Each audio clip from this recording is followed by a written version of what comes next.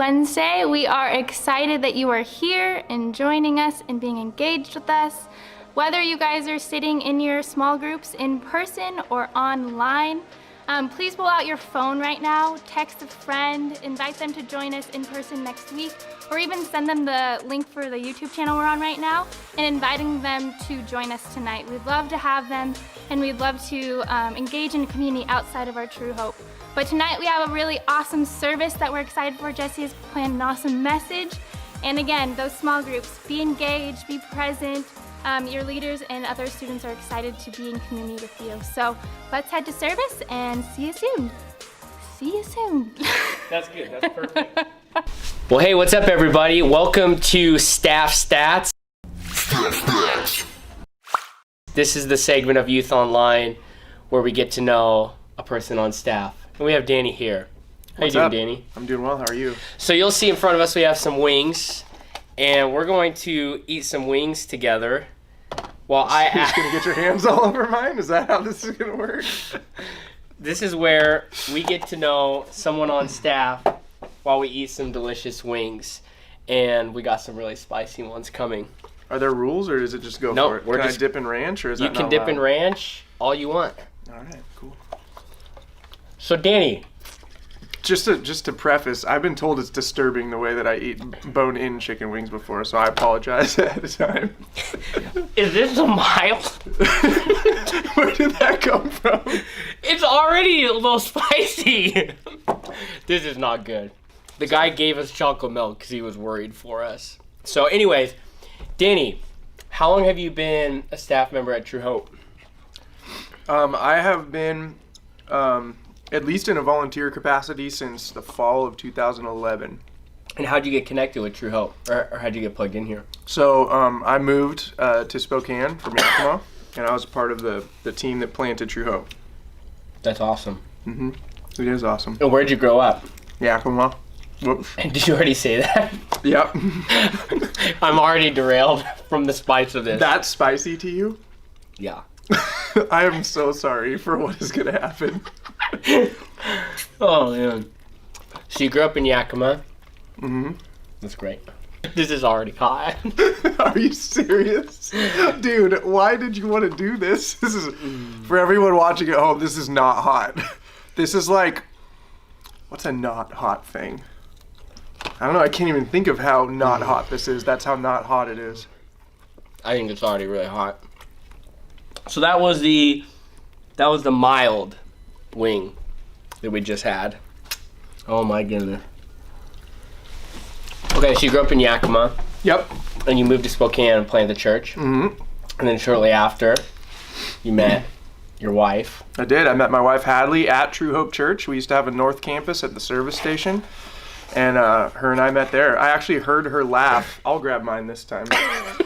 I actually heard her laugh before I met her, and I thought to myself, man, whoever that person is, they sound fun. I want to meet them. So, this is sweet barbecue, and smelling it, I feel like burned my throat. I don't know if that's a thing or not. Oh man.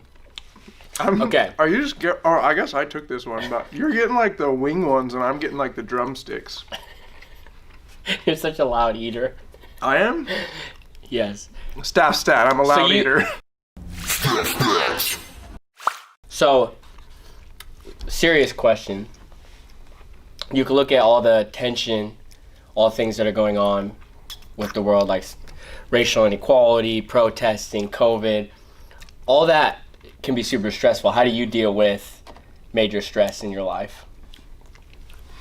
Like, how do you navigate through that, you know? Through that season specifically, or just in general? Stress in general. I think when I get stressed, I can tend to want to talk too much, or talk more, or talk to myself, or fight battles in my head. So I try and remind myself to calm down, to slow down, and to listen a little more. I think when I'm stressed out, and then I pray for people. A lot of times, people I think are the cause of my stress, or at least in my mind, I project that on them, like they're the reason I'm stressed. So instead of, fighting a battle in my head with them, I pray for them. And that helps me calm down a bit. That's good. That's good. What kind of hobbies do you have? What things do you like to do for fun? Tell me two things that you like to do for fun that you enjoy. I like music. I like playing music. What do you play? Like what type of music or what instrument or what? All of the above? Yeah. I play a lot of church music just because that's what I'm close to, I think. And I can navigate my way around most any contemporary instrument, but I would say my main instrument is guitar. So, What flavor is this? and actually speaking of music and that being a hobby, you went to... You're not going to like this one. You are not going to like this. This is Why? by far the hottest of all the wings we've had so far. Now, you went to college for music, right? I did. Sad day. I just found out yesterday that the music department at my college is no longer. They just canceled it. So you can't get a music degree at my college anymore. So. Okay, so music, what else did you say? Okay, ready? First, let's just do this. What is the name of this? This is the mango... Okay. Mango habanero. Mango... Yes, habanero. I like building things too. I like working with woodworking or working on projects around the house. I'm not amazing at those, but I enjoy doing it.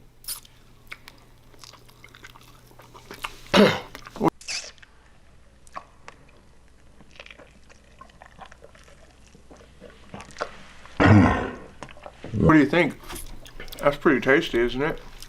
That's why we went to college for music. We should have got boneless. It's so gross. Just I don't chewing care. on the bone. I have no shame. I don't get embarrassed. I mean, sometimes I do, but I try not to. Yeah. Now, you transitioned recently out of leading worship ministry and into an admin role. Why did you do that? Oh, that's hot. My lips burn. I'm gonna wait for the chocolate. Yeah, go ahead. Actually. I love music, but I'm also a very what is it, left brain? The one where you're like the neat, organized, everything's in order. I'm a very left brain type person, and so I feel like I can do left brain activities without as much stress as more right brain activities. I feel like I get a little more stressed out by music and creativity and things like that. And so when the opportunity arose to utilize my left brain organizational skills a little more, I decided I wanted to give that a shot. So what would you say to the student or person that's watching that maybe is more introverted or like process driven and they feel like they're constantly being pressured to be someone they're not, right? To be outgoing or to be the person that's in the spotlight all the time, and that's not where they want to be or how they operate. You know, does that make sense? Yeah, what I think I would say is I think you can be true to who you are. I would consider myself an introvert 100%.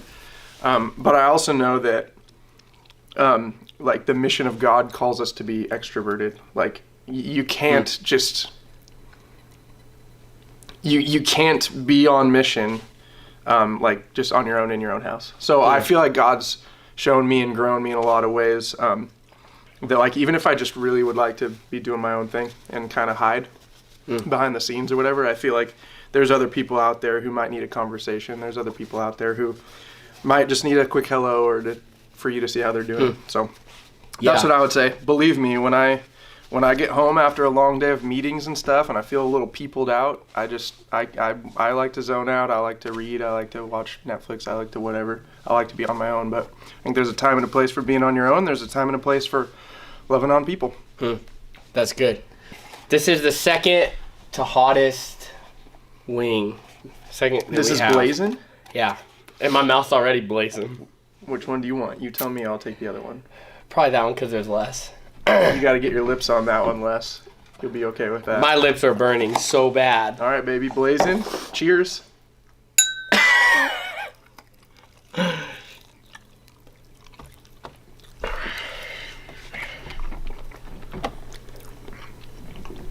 Oh, man. That's pretty warm.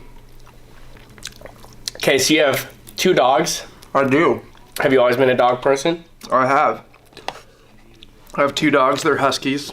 They're named Luna and June. Luna's introverted like me. She'll just go lay in the yard and do her own thing. June is crazy and howls and hoots and talks and, well, not talks, but makes noises and stuff. You doing okay? Can I do anything Yeah, I for just you? realized it's hard to ask good questions and pay attention when you're trying to just breathe. Oh, This is warm. That's really. This one's warm. That's really hot. Oh man. Okay, so going back a little bit, did you grow up in a Christian home? What did was not. that like? Nope, I did not. I didn't get saved until I was about 15 years old. I don't think the home in which I grew up was like overtly non-Christian or anything. We just didn't go to church. There wasn't much God talk. You doing okay? Dude, I didn't realize that it makes your nose run. Yeah, you just can't control that sometimes. So no, I got invited to youth group when I was like 15 years old. Went to youth group and really loved it. Sorry, Dan, keep going. I really loved it, and eventually like got saved shortly after. Started going to church and all that. So yeah. How did you get plugged into a church, or how did you get invited? Like. Yeah, I said that a minute ago. Oh no! I got invited by a friend from school. Oh, dude, Don't touch your eyes. Oh no! Don't. So you got invited from a friend. Yeah, a friend to go from to school. youth. To go to youth group, yep. And then I went to youth for a little bit, got saved, started going to church as well, Sunday morning. What church. did you think about youth when you first started going? I thought it was so cool because I definitely felt like the odd man out. Like I never had been to a church my whole life, and here I am in a church, And so, but I remember How old? 15. So 15. I said that you already said too. That. Sorry. It's so hot for him. Jesse's not a heat person. No, I'm not. So you're 15 when you got invited, and that was your first time ever stepping foot. Yeah, and one thing that I really loved about going to youth group is I walked in and there was like a big screen TV with like music, like Christian music videos and stuff on it, which to me, I'm like, I didn't know like Christians had like okay music. I thought it was just like hymns and organs and stuff. This is a kid who had never been to a church in his life, you know? So I loved that. And then also I remember there was this one guy named Gavin. He just came up to me and was like, hey man, how's it going? Are you new? And like he talked to me, and I remember it was so silly looking back, but he was like, hey, if you want to get to know people here, you just kick them. And he like walked over to somebody he obviously already knew, and he like kicked him, and he was like, hey man, this is Danny, and like walked me around and introduced me to people, and it was legit. Well, I think that's crazy to think about where your life would possibly look right now had someone not invited you to come to youth. Yeah, totally. 15 years later now, like, I mean, the trajectory I'm on right now is obviously because God worked on my heart and God, orchestrated different things in my life. But yeah, because someone invited me, like, I have now been able to spend half my life as a Christian, which is just like cool and overwhelming at times and like humbling. So. Yeah. Dude, that's powerful, man. Mm-hmm. That's super cool. Yeah, dude. What's the hottest thing you've eaten before this? This. This is the hottest thing you've ever eaten? Yeah, I'd probably say it's pretty close. Can I give you a pro tip? The water doesn't help. It feels good, though, in the moment. It's like sin. It feels good just momentarily, but in the long run, it's a poor decision. No, that's a staff stat.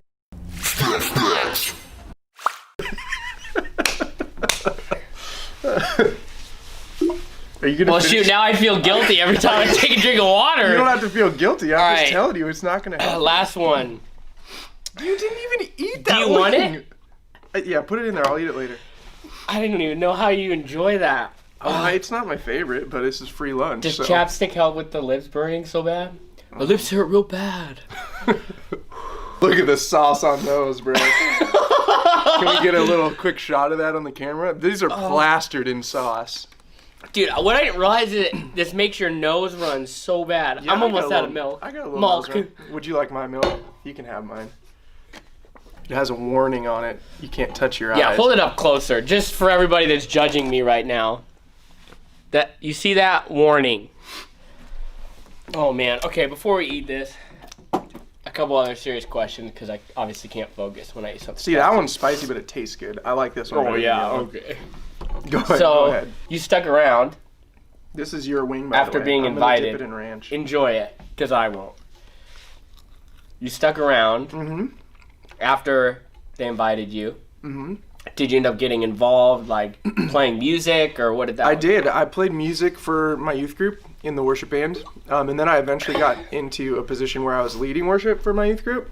That's cool. which was kind of crazy because I'd never done that before. I barely knew like 4 chords on the guitar. Yeah. And kind of got thrust into this position. And yeah, I really loved it. It was challenging. It was good.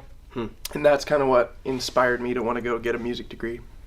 I love that, dude. Mm-hmm. Yeah, I love that. That's cool. There's the last wing. They don't even make this anymore. It's that hot. Are you ready? I'm ready.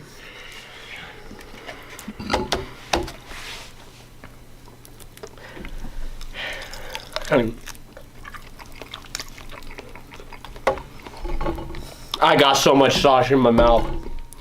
This one's good. It has good flavor.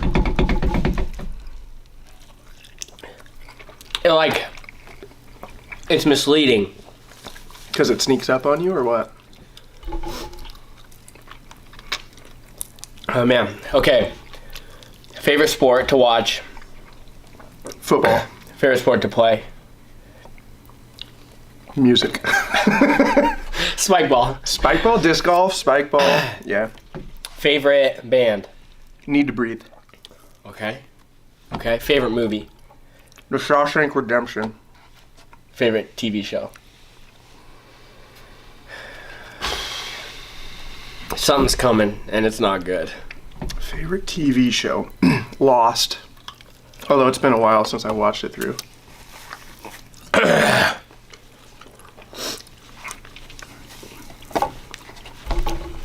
You said Lost? I did. Yep. What else do you want to know? Oh man. Actually, one of my new I'm starting to sweat. I feel hot. I feel like I'm literally in a fog right now. One of my new favorite sayings is from Rob Lanowski. Actually, he's been a part of True Hope for a while, but is shared failure only hurts half as bad. Shared failure only hurts half as bad. Meaning, that's good. Meaning, if you take risks with other people and fail, it's not as bad as failing by yourself. And I agree with that.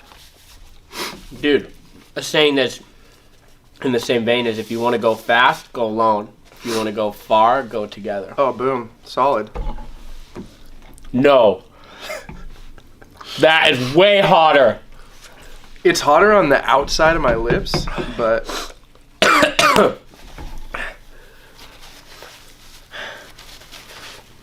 When does this go away? I don't know. Mine's starting to subside. It's like the worst around the outside of your lips, and then you can kind of feel it like subsiding. No, it literally is like unbearable, and then Can I just show the camera how much Jesse's eaten of the last wing? Like, he licked the outside. That's basically all he did. I did not. There was a lot of chunks there on the outside of that. If you're not going to eat that.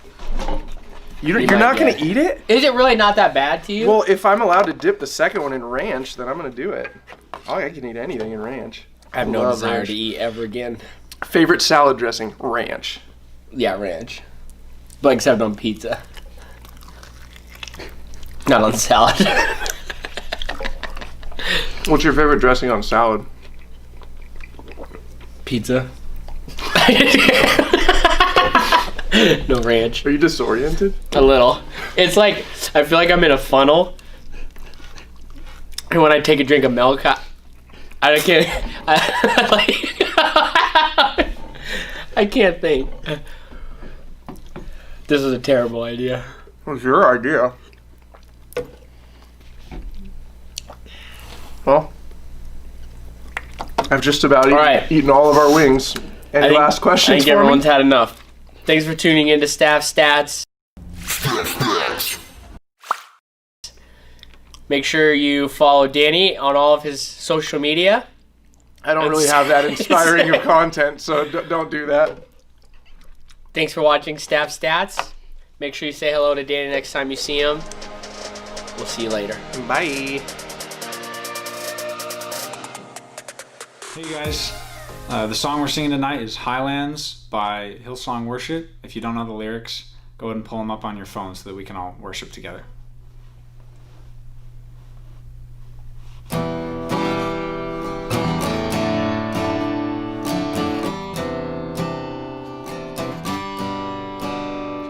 Oh, how high would I climb mountains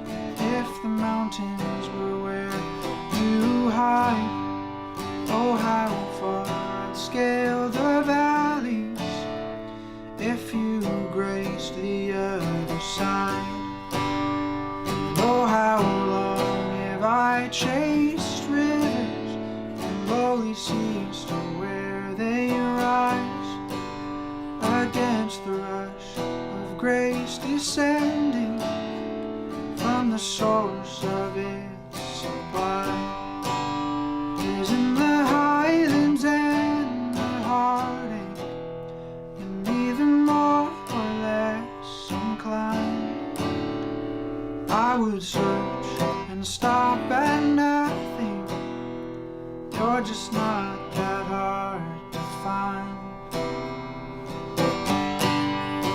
So I will praise you on the mountain, and I will praise you in the mountains in my way. You're the summit where my feet are. So I will praise you in the valleys all the same. No less God within the shadows, no less faithful when the night leads me astray. You're the heaven where my heart is. In the highlands and the heartache all the same.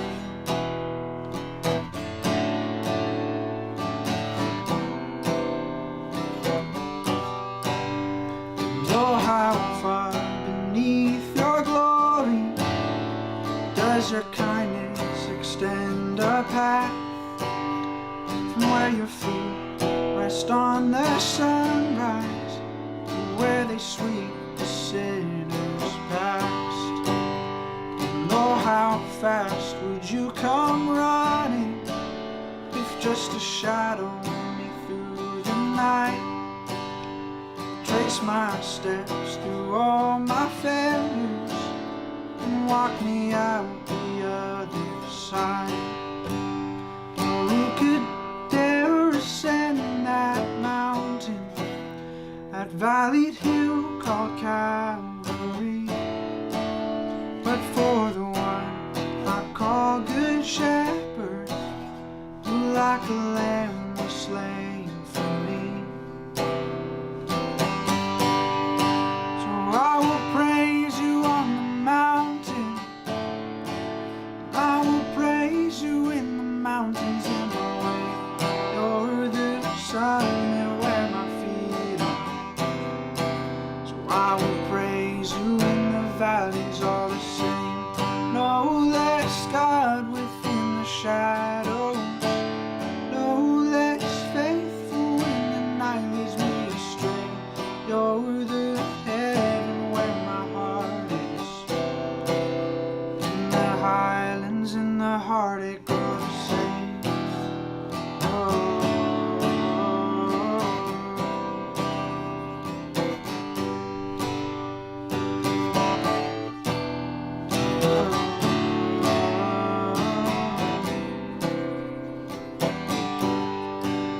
And from the gravest of all valleys come the pastures we call grace, a mighty river flowing upwards from a deep but empty grave.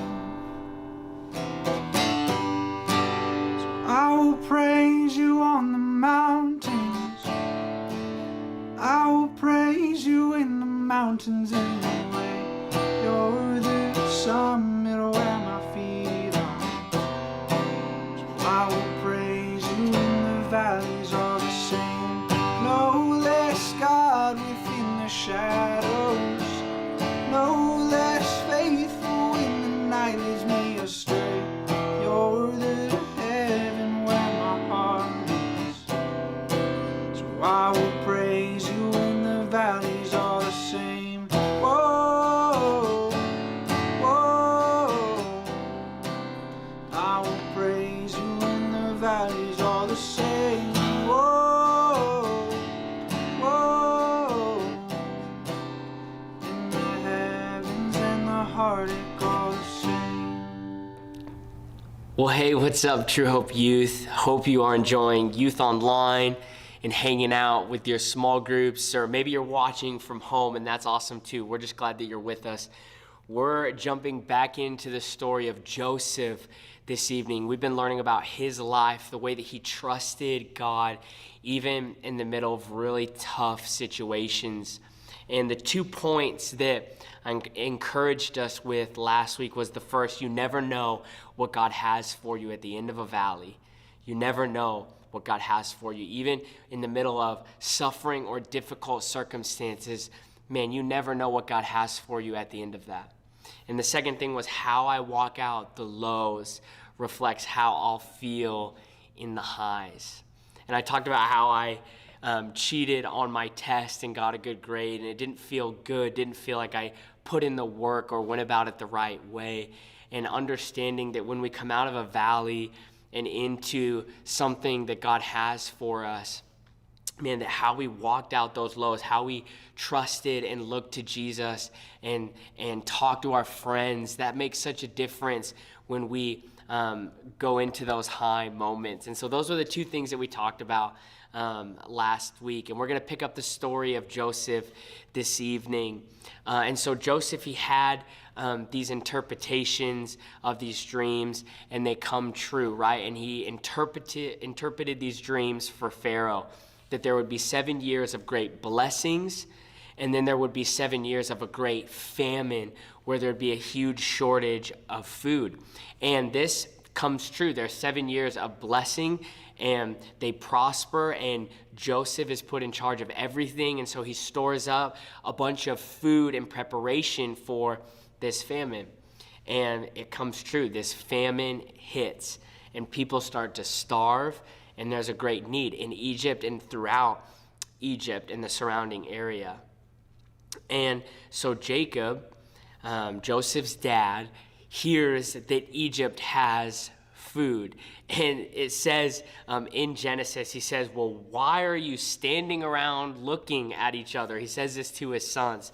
He says, go to Egypt and get some food, otherwise we're going to die. And so Joseph, his 10 older brothers, they went down to Egypt to buy grain. And Jacob, at this point in the story, has had a younger son, which would be a younger sibling to Joseph, named Benjamin. And he loved Benjamin because it was a son given to him at an old age. And he wouldn't let Benjamin come. He's like, you're not going to take my youngest son, because the last time that happened, he got killed, at least what Jacob thought. And so he wouldn't let him take Benjamin. And so when they get to Egypt, Joseph, he sees his brothers and he notices them right away. He knows exactly who they are. But his brothers don't recognize Joseph, don't realize that it's him. And so Joseph, he gets into testing mode, is what I call it. He's going to test them on a few things and see, like, man, are you still the same brothers that you were to me all those years ago when you sold me into slavery? And right when they get there, he accuses them of being spies.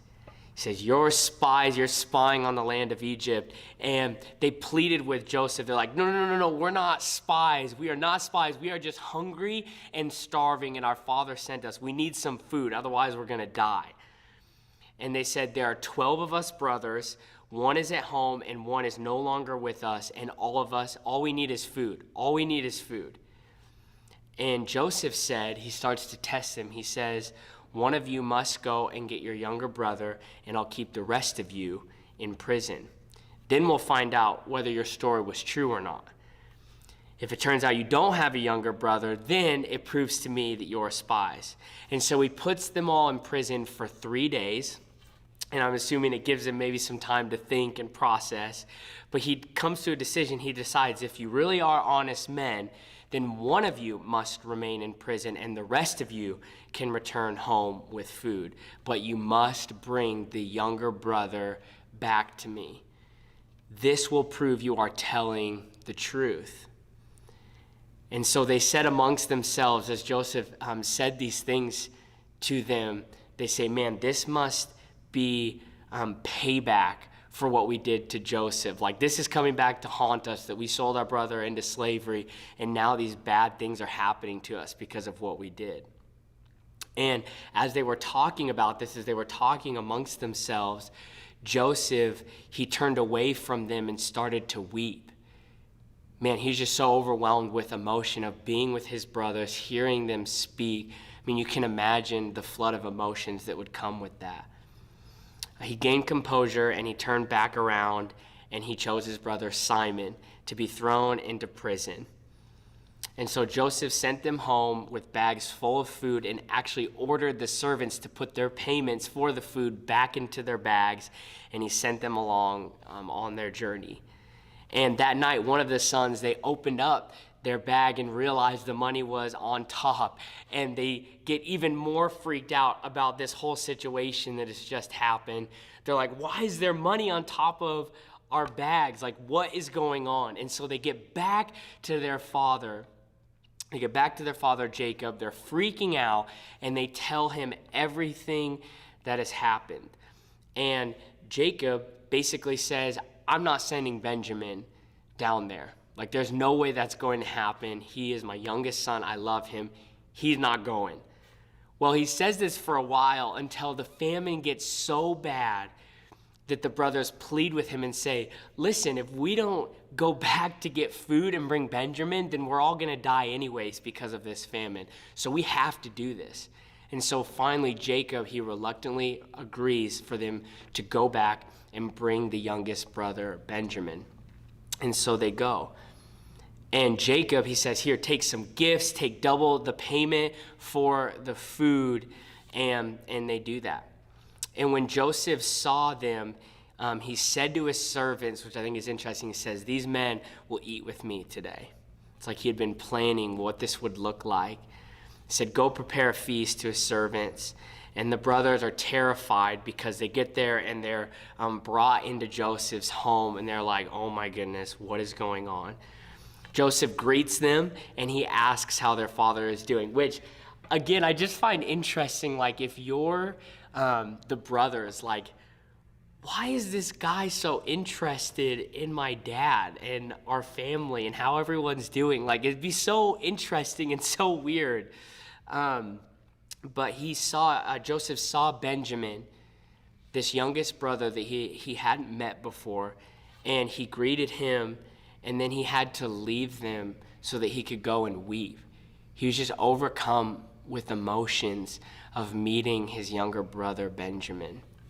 They ate a meal together that evening, and that morning, Joseph, he put them to the ultimate test.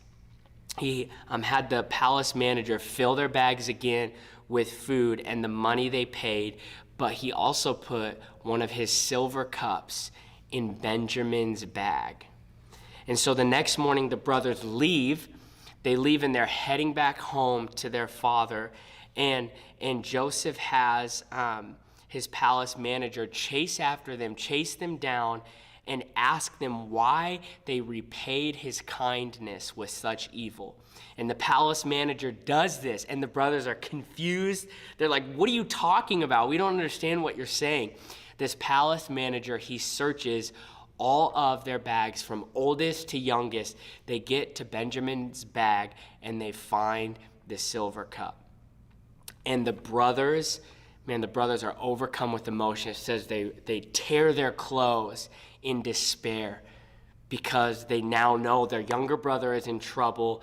They made these promises to their father that they would bring Benjamin back because their father loved Benjamin so much, and now they don't know what's going to happen.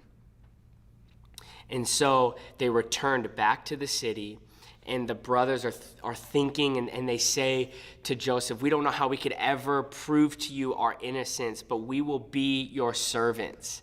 We will all be your servants. And Joseph said, no, I would never do such a thing. I'm only going to make a servant the person that stole from me, which is Benjamin. And Judah asks to speak with Joseph. And Judah and Joseph have this exchange, and Judah pleads with Joseph. And he says, my father loves Benjamin. It's his youngest son, given to him at an old age. And if you were to take him, our father would die from the pain that would be caused to him from losing yet again his youngest son. Please take me instead as your servant. I'll do anything, please, but Benjamin needs to go home to our father. And at this point, Joseph is overcome with emotion, and he begins to weep and cry. And it says the people around can hear Joseph weeping, that he's overcome with emotion. And he tells them at this point, he says, I am Joseph. I am your brother. Is my father okay? He asks about his father. Is he alive? And his brothers are speechless. They don't know what to do. They're just blown away in this moment. The brother that they had no idea what happened to him is now the second in command over all of Egypt. He said, I'm the one whom you sold into slavery, but don't be angry. God sent me here to preserve your lives. God sent me here to be able to take care of you and your families and to keep you alive in this famine. He is the one who has made me an advisor to Pharaoh. Joseph sent them back to tell their father Jacob everything that had happened and for them to come and live near Joseph so that he could take care of them and all of their families. And what I love is it talks about in Genesis how Pharaoh hears about what happens and he's like, oh, it's awesome. Joseph's reunited with his family. Well, let's send him all this other stuff. And Pharaoh jumps in on blessing Joseph and his family and sending them with even more things. Jacob was very old. He was at an old age, but he got to be reunited with his son Joseph. And it says that they just embraced each other and they wept for a long time as they held each other, being reunited as father and son. Such a precious moment in God's word. And such a powerful story of the faithfulness of God, of trusting him in the lowest moments and in the highest moments. And you see the power of forgiveness and the power of restoration of Joseph forgiving his brothers and seeing that God actually used the hard things that he walked through to be able to save his family and provide for them in a famine.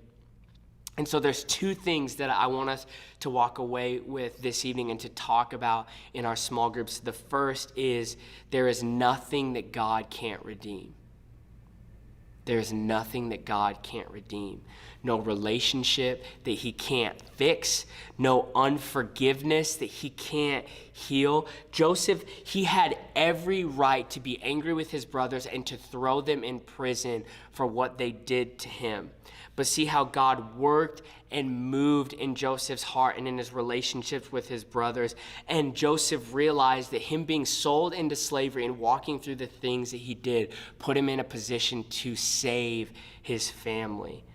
See, the more aware we are of the grace that God has given us, the more grace that we will have for other people and to see the world that way. But the less aware we are of the grace that God has given us, the less grace we will have for other people. What Jesus did for us on the cross should always lead us to a place of forgiveness. Now, I know there's a conversation around boundaries and when people are unhealthy to maybe be in relationship with and maybe we need to put boundaries in place. And I totally get that.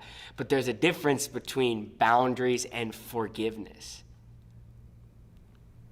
And because of what Jesus has done for us, that it would move us to a place of forgiveness and reconciliation and seeing people, even people that have hurt us the most, to see them how Jesus does. That leads us to the second point, the second thing, and that is to get your eyes up. Get your eyes up. Joseph, he was able to zoom out and realize that if he hadn't been sold into slavery and walked through the things that he did, that he wouldn't have been able to save his family in a great famine. He saw the bigger picture. See, sometimes we're so focused on our preference or what we're walking through that we forget to zoom out and look at the bigger picture, and that is God is in control. See, we know the outcome, you guys, and that is God has defeated sin and death, and the victory is his. See, it's hard to zoom out when we're right in the middle of something tough. But even when we don't understand things in the moment, we can take hope in the fact that God has the victory, and he will make all things new, that he will wipe away every tear and restore all things. That this life is temporary, that eternity is forever, and that God has won the victory. He's in control. He knows what he's doing, and that we can look to him and put our eyes on him to understand that even if I'm in something tough right now, it's not all there is, and that God is doing a new thing. He's making all things new, and that he's with me. We're going to talk about this some more in small groups, of looking at Joseph's life, how he chose forgiveness for his brothers and saw that even through what they did to him, it put him in a position to take care of them, and he saw the faithfulness of God in that. We're going to talk about this and how it plays out in our own lives. And so make sure that you jump in on the conversation, you share what's going on in your heart. Choose to be real. Small groups are a safe place where we're honest and real with each other. Thanks for tuning in this evening. Have fun in your small groups if you're watching from home, and we'll see you soon. Thank you.